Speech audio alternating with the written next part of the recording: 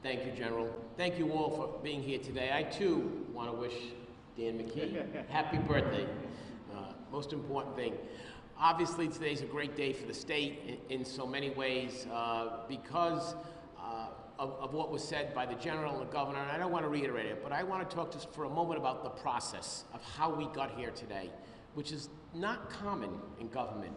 You had two statewide offices, the House, the Senate, the sponsors of the legislation, our collective staffs, all working together for a goal, which is to achieve it today.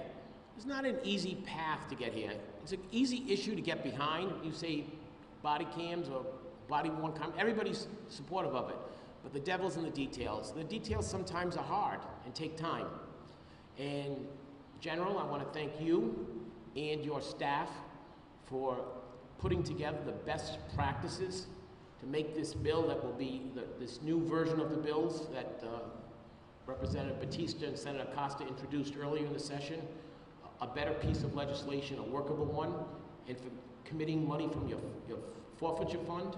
I want to thank the Governor, who in our negotiations made this his priority. He wanted to get this done, and he wanted to get this done now, this year, this session. And of course, my partner and good friend in the legislature, the Senate President, who also shared the same passion in our negotiations, a top priority. This is important for the state. This is important for our police departments. I can go on, the FOP, Tony Capezza, the IPPO, the police chiefs, the Colonel, who's going to administer the funding and go after those grants, Colonel. He's committed to get that done for us, so he helps pay for this. So this is going to be a shared expense between the Attorney General, state funds, federal funds. We're going to make this happen. But in January, from a House perspective, we elected a couple of freshmen who are here today who have shown incredible passion on this issue. Representative Brandon Potter, who has made this one of his legislative priorities, and obviously the sponsor of this bill, my good friend Jose Batista, who worked very hard, who made this his #1 commitment, who wanted to make sure that this day would come. And he worked hard, and that's quite an achievement for a freshman. So Jose, thank you. Thank you for getting us here today from the House side. It means a lot to me, it means a lot to all our colleagues, it means a lot to the state. And with that, I will conclude my brief remarks, and I would introduce my dear friend of over 30 years and my partner in the legislature, the Senate President, Dominic Ruggerio. Mr. President.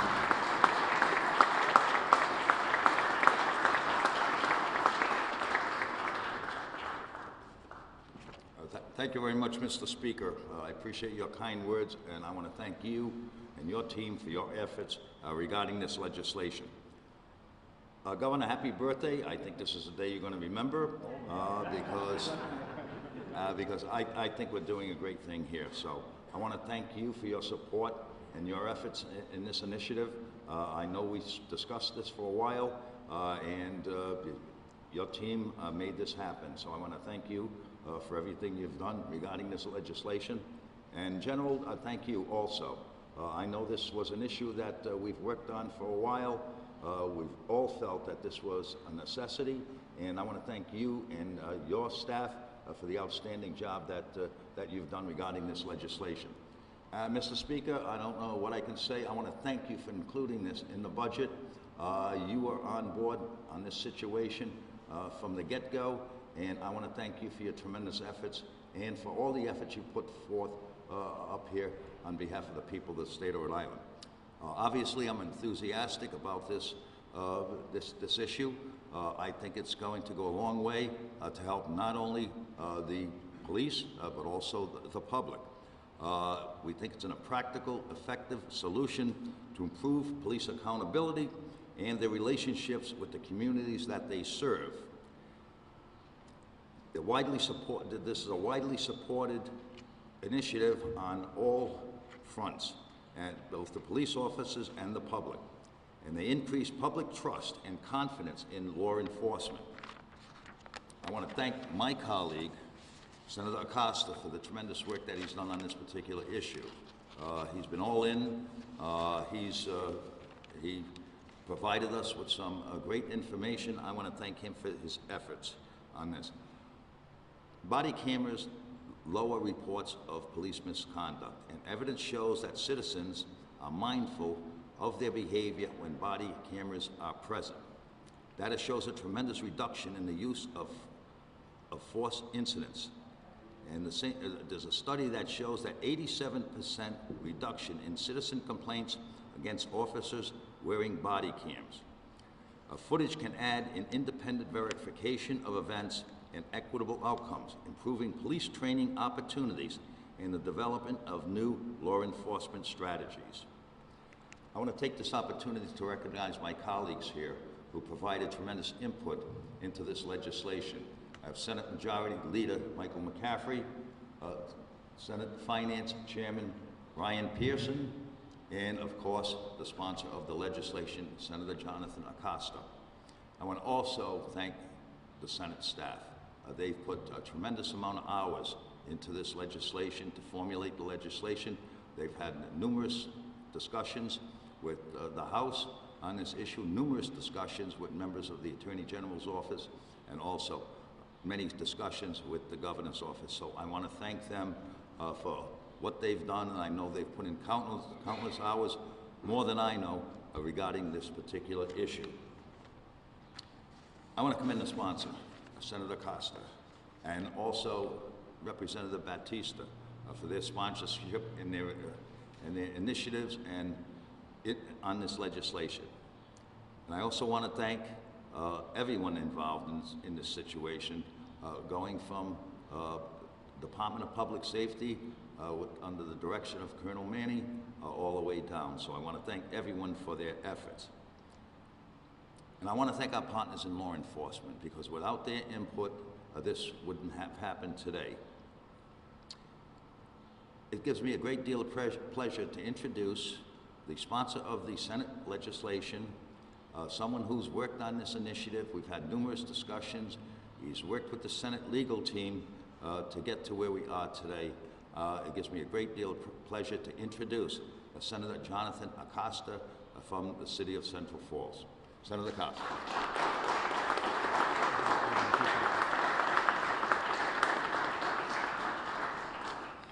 Thank you, Mr. President.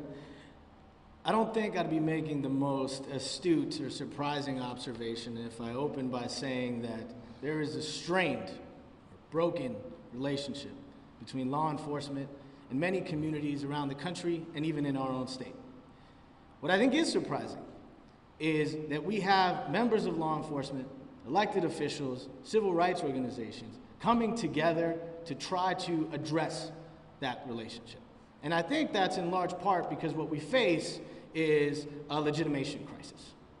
We have a paradox where the communities that I'm talking about need and rely on law enforcement, but many of them are also terrified by law enforcement. I was born to an undocumented teen mother, and despite not speaking the language or having grown up in this country, she was perceptive enough to realize that people in our community were not necessarily treated equally, especially relative to those who were more affluent and those whose skin color might be a little different. And so my mother, in her genius, developed a survival strategy. There were two principles or rules that I have to live by. The first was, no matter what happens, if a figure of authority says you did something wrong, you did something wrong. And I always found that to be extremely unfair. And her logic was simple. This is how the world will treat you. This is how this society works. So you either accept it and learn to navigate that now, as a child, or you will be surprised when you get older. The second rule, slightly more scary, especially as a kid, was a prohibition on all guns. No water guns, no Nerf guns, no toy guns.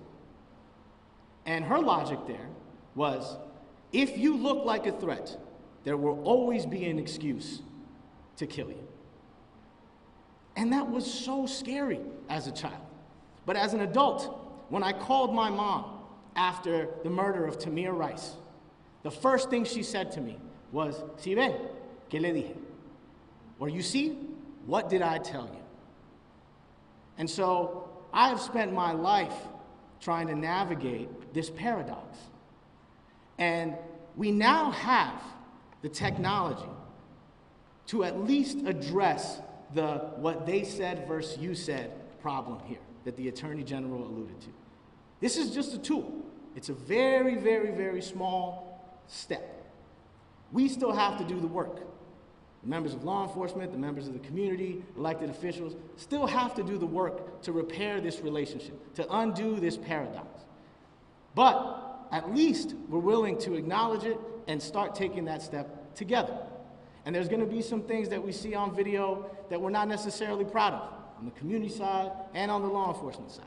And there's going to be a lot of uncomfortable conversations that we have to have.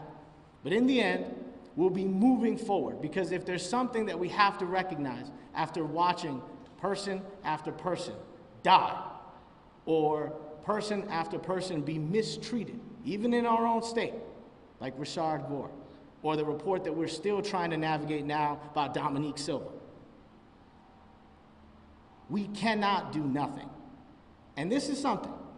And it's something that we're doing together, and I'm proud to be standing here with all the people that are at the table, and I hope that we can move this work forward. So thank you to everybody who's here. Thank you to the members of our government. Thank you to the members of law enforcement. Thank you to our civil rights organization. And now I want to introduce, and the pun is intended, my partner in crime, Rep. Jose Batista.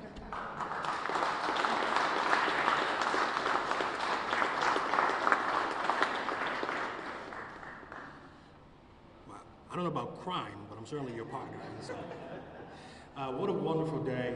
Thank you everybody for being here. Thank you everybody who made this possible, especially, I'm a little bit biased, to Speaker Shekarchi for your leadership, and not just your leadership, but fundamentally just the way you treat us as folks in the House. It's been such a tumultuous year, and the pandemic, and I just want to thank you for your steady hand and for always being mindful of us as people. With so many speakers here today, and so much that has already been said, I want to take a moment to focus on that which I am uniquely qualified to share. And that is my excitement for today's program, because even as Senator Costa says, this is a first step. There remains so much work to do, but it's an important step.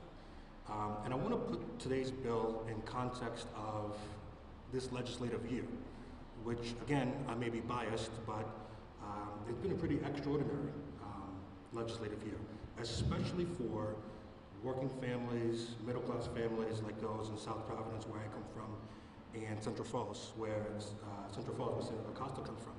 And similar to raising the minimum wage, making the Rhode Island Promise Scholarship permanent, Act on Climate, which is the most aggressive piece of environmental legislation in a generation, this bill is at least as important as those bills, and I'll tell you why.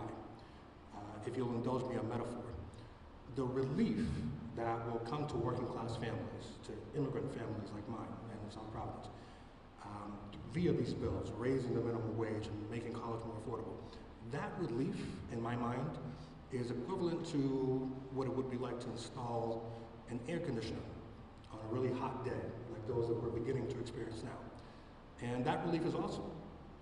But based on my experience in South Providence as a public defender representing dozens of people every day, thousands of people in a year, I know that somewhere, somehow, there's an open window. And some of that relief that's coming in through raising the minimum wage is escaping. Some of that investment that we're making in communities like South Providence is flying out. And that open window is the deficiencies in the criminal justice system. For every young person who's out there making more money, sadly, there's a young person who's getting caught up in a case that he probably doesn't deserve to get caught up in. Somebody who's losing a job because they spent a night in jail or a weekend in jail, or somebody who doesn't speak English and is being misunderstood and resulting in the same. So today's bill, what it does is it takes a step towards closing that window, closing those deficiencies, so that the investments that we're making in South Providence and Central Falls across Rhode Island can stay in the House, as opposed to coming in one way and going out the other. And so I am supremely grateful for everybody who's here, the staffers, the workers, the press, the leaders, and I look forward to sustaining this enthusiasm in continuing to work with all of you to make sure that we completely